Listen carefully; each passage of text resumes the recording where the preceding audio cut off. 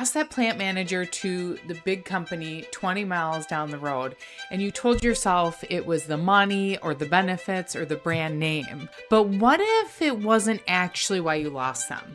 What if the problem was your hiring process? And here's where it gets interesting. A lot of small and mid-sized companies have looked at Fortune 500 companies and thought, they're great at hiring. Let's do exactly what they do. So you copied their applicant tracking system that they use. You copied the panel interview. You copied the multiple rounds of interviews. You copied their process, but you copied the wrong part. 7 years recruiting inside Target Corporation, one of the largest companies in the country. And I've spent more than a decade helping companies compete for exceptional talent.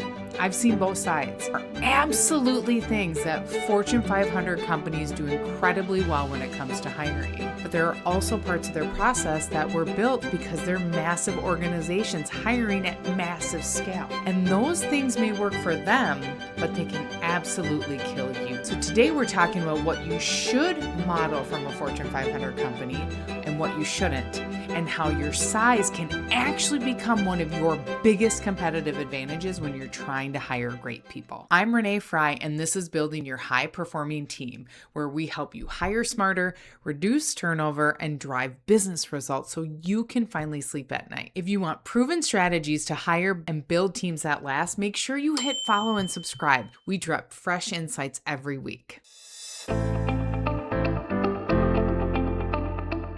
So today we're talking about what you should copy from a Fortune 500 company and what you shouldn't, and how your size can actually become one of your biggest competitive advantages when you're trying to hire great people. Here's the mistake I see companies making. They look at a Fortune 500 hiring process and assume the entire process is a best practice. It's not. Some of it is best practice, some of it's infrastructure. There's a difference. Fortune 500 companies may receive hundreds or even thousands of applicants for one position.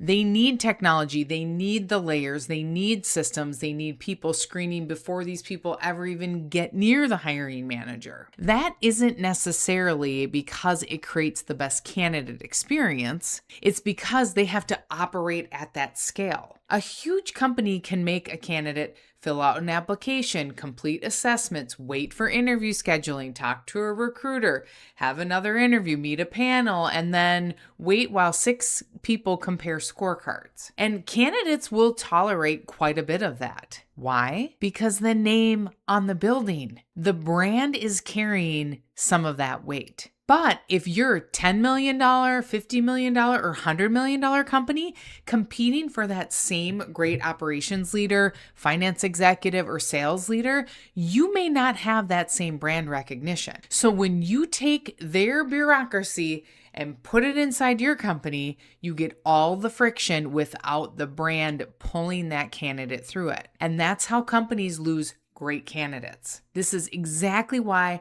I talk with my clients about their interview process before we ever put candidates in front of them. 5 interviews just because 5 people want to have a say. I don't want a great candidate sitting for a week wondering what's going on behind the scenes. And I don't want someone who's already successful in their career having to rearrange their life over and over again just to get through your interview process. So ask yourself, who is actually essential to the decision? Who really needs to meet this person? Can you combine interviews? Can you get the right decision makers in the room at the same time? And how quickly can you move from first interview to final decision? Because many of the people you want aren't actively looking. They already have a job. They have a team. They have a budget. They have meetings stacked on their calendar. They have current responsibilities. Every unnecessary hurdle you're asking them to jump over has a cost. So here's the distinction I want you to remember throughout this episode. You can model Fortune 500 rigor, but don't automatically copy Fortune 500 bureaucracy because they're not the same thing. There are 3 things I want you to look at inside your own hiring process. Number 1, you're letting the resume make too many decisions. Somewhere in your process, there's probably a filter before there's a real human conversation. AI scanning the resume as they apply for the role, resume screen, keyword match, years of experience requirement, application questions, knockout criteria, and there's absolutely a place for screening. I'm a recruiter. Trust me, I'm not suggesting that your CEO pick up the phone and start calling 400 applicants tomorrow morning. No. What I'm saying is this. Stop treating the resume like it's the answer. A resume is one piece of evidence, a short commercial about that individual. It's not the actual candidate. Some of the best people I've recruited in my career have had terrible resumes. And there's a reason for that. They're not professional job seekers. They're busy being good at their jobs. One of the best maintenance leaders I ever recruited hadn't updated his resume in years. And why would he? He wasn't looking for a job. He had been promoted multiple times within the same company. His resume still made him look like a maintenance supervisor. And when I actually talked to him, I discovered he was essentially running the department and managing close to over a multi-million-dollar budget. And a keyword screen sees maintenance supervisor. A conversation uncovers a leader. That's a huge difference. And think about everything a resume doesn't tell you. Did this person inherit a mess and turn it around? Did they build the team or inherit the team? Did they improve retention? Did they increase revenue? Did they fix a broken process? Can they influence people? Why did they keep getting promoted? What was actually underneath their job title? And those are the things that help you determine whether somebody can perform in your organization. And here's another big difference between you and a Fortune 500 company. If a huge company accidentally screens one great person out, there may be another 2,000 people sitting behind them. At your company, you may have 9 legitimate people in your entire market who can do this job. 9. You can't afford to eliminate 3 of them because their resume didn't contain the exact language that somebody put into that job description. Use the resume, absolutely, but use it as a starting point for curiosity, not the final verdict. Number 2, your process may be testing availability more than ability. I want you to seriously go count the number of steps in your hiring process. Really, take time to do this. How many conversations are there? How many people does the candidate have to meet? How many times do they have to rearrange their schedule? And how many days pass between first conversation and final decision? Every step that you put in place probably got added for a really good reason. Maybe you made a bad hire. Maybe someone said, "We need to be more thorough." So you added another interview. Then another person wanted input. So then you added them too. Then somebody decided all finalists should meet the CEO. And suddenly you got a 5-step process that takes 4 weeks to get through. It feels really rigorous. But let me tell you something. More steps do not automatically equal better hiring. Sometimes more steps are just more steps. And I want to be careful here. I'm not saying somebody who's currently employed is automatically better than a candidate who's in between jobs. Absolutely not. Acquisitions happen, restructurings happen, companies close, leadership changes, people make career decisions, layoffs happen. Heck, I've been laid off twice. Some of the most talented people I know have unexpectedly found themselves in the market because of business decisions that had absolutely nothing to do with their performance, including me. Employment status is not the signal. Ability is. And the point is this.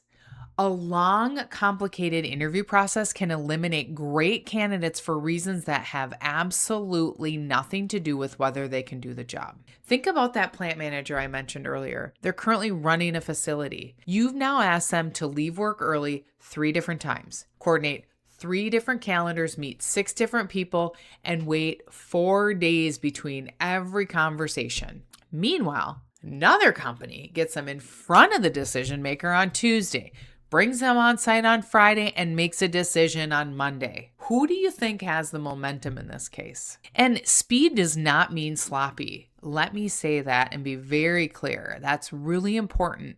You still assess, you still ask great questions, you evaluate against clearly defined requirements, and you still dig deep into specific examples. You still check references, you still make smart decisions. You compress the process, but you don't lower the bar. That's the difference. Think in terms of small number of meaningful interactions, getting the right people involved, asking the right questions, digging really deep, and then make a decision. And here's another reason speed matters that hiring leaders don't talk about enough. An open position isn't just an HR problem. It's a business problem. What is that vacancy actually costing you? If a sales leader, what's happening to the revenue? If it's an operations leader, who's covering that responsibility? If it's a plant manager, what happens to productivity, overtime, safety, and retention?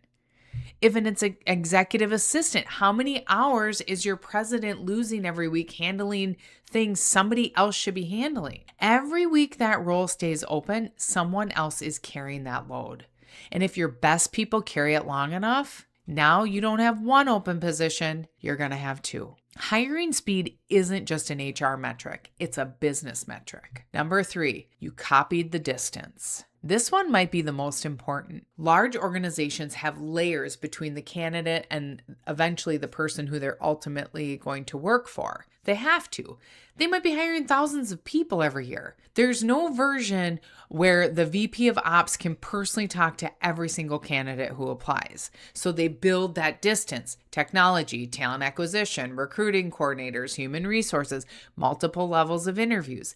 That distance is a cost of operating at scale. Then smaller companies try to copy it. It looks professional. But when you do that, you may be giving away one of the biggest recruiting advantages you have: access. Let's say I'm a great operations leader. I've been with my company for 10 years. I'm well respected. I'm compensated well. I'm not just sitting at home applying for jobs. You call me about an opportunity and I'm thinking, who am I going to work for? Do I trust this person? Can I learn from them? Will I have autonomy? Can I actually make an impact? What's broken that needs fixing? Are they going to tell me the truth about what's broken? Do I believe in where this company is going? I can't figure that out from your applicant tracking system. I can't figure it out from a generic careers page. I figure it out by talking to people that work there. And that's where smaller and mid-sized companies can absolutely compete with larger companies. You can give candidates access. You can get the hiring manager involved earlier. You can let them talk to the president of your org. You can let them meet the team. You can show them exactly how their work will affect the business. You can say, here's the problem, here's what we need you to solve, and if you come here, you're going to have the ability to do something about it. That is so compelling. I've had dozens of candidates choose smaller organizations over much larger ones, and I've had candidates turn down more money. And when you really dig into why, it is so often about impact, leadership, culture, autonomy, and the person they're going to work for. Different size companies have different advantages. Know yours and use it. We recruit for companies of all sizes, from organizations with 25 employees all the way up to Fortune 500 companies. And every size company has something different to offer. I remember one candidate who chose to move to a company with about 50 employees. One of the biggest draws, there wasn't going to be a bunch of red tape. They're going to have full ownership of their role. They could build, they could make decisions, they could actually see the impact they were having on the business. And that's incredibly attractive to the right person. A Fortune 5 company might be able to offer tremendous resources, brand recognition, and career opportunities. But a smaller company, you might be able to say, you're going to own this. You're going to have direct access to leadership. And what you do here is going to make a visible difference. That's your competitive advantage. Use it. And once you've got the right person interested, don't make it unnecessarily hard for them to get to the people who can bring the opportunity to life. Get that decision maker involved earlier. Get candidates connected to the people who can help them understand the opportunity, what it's like to work there, the impact they could have, and what a typical day looks like. So then what should you actually model from other orgs? I don't want you to leave this episode thinking Fortune 500 companies are doing hiring wrong. They're not. There are parts of their process you should absolutely borrow. Borrow the rigor. Clearly define what success looks like before you interview anybody. Know the critical requirements of the role. Use structured interviews. Ask behavioral questions. Train your team on how to interview effectively. Get specific examples from the candidates. Use scorecards so that you are all in alignment with your assessment. Get multiple perspectives when they're meaningful. Check references, know what you're measuring, and hold your interviews accountable for actually evaluating the candidate instead of walking out of the room and saying, I liked her.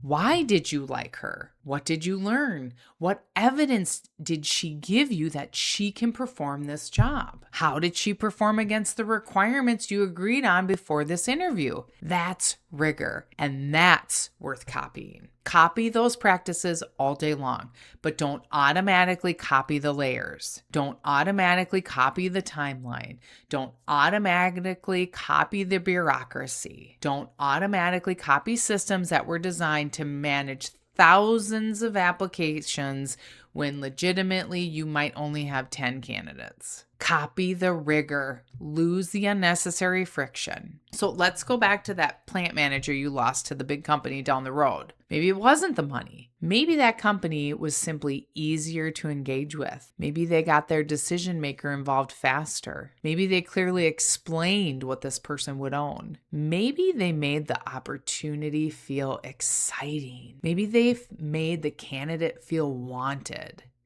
And when that candidate made the decision, you weren't even in the room. Fortune 500 company has scale. You don't have to compete with them on scale, so stop trying. Compete where you're stronger. Speed, access, flexibility, impact, visibility, relationships. The ability to make someone feel like a person instead of applicant number 4,782. And remember, different size companies have different advantages. Know yours and use it. You're not a smaller version of a Fortune 500 company, and you shouldn't hire like one. Your size, your culture, your leadership, your access, your opportunity for impact, those can all be recruiting advantages. Start using them. And here's what I want you to do after this episode. Go back to the last critical hire you made. Look at the date of that first conversation with the candidate. Then look at the date you made the offer. How many days was it? Drop that number in the comments below, just the number. Then ask yourself 2 questions. Which steps actually helped us make a better hiring decision? And which steps were just there because that's how we've always done it? That exercise alone may show you exactly where your process needs to change, because the goal isn't to hire faster just for the sake of being fast. The goal is to create a process that gives you enough information to make a great decision without making exceptional people jump through hoops that add absolutely no value. And if finding those exceptional people in the first place is a challenge, that's where Talent Q comes in. We find the people who aren't necessarily applying to your job. We uncover what the resume doesn't tell you. We assess against what actually matters, and we partner with you to create a process that helps you land the right person once you find them. If this resonated and you found it valuable, please share it with another leader who's serious about building stronger teams. And make sure you hit follow and subscribe. We drop fresh insights every week to help you hire smarter and lead stronger. If you're ready to fill a critical role or strengthen your leadership pipeline, visit talentq.net. Exceptional companies meet exceptional people. I'm Renee Fry, and this has been Building Your High-Performing Team. Recruiters who know your business at Talent Q. When your team is dialed in, that's when leadership feels effortless. Cheers for now, and I'll see you in the next one.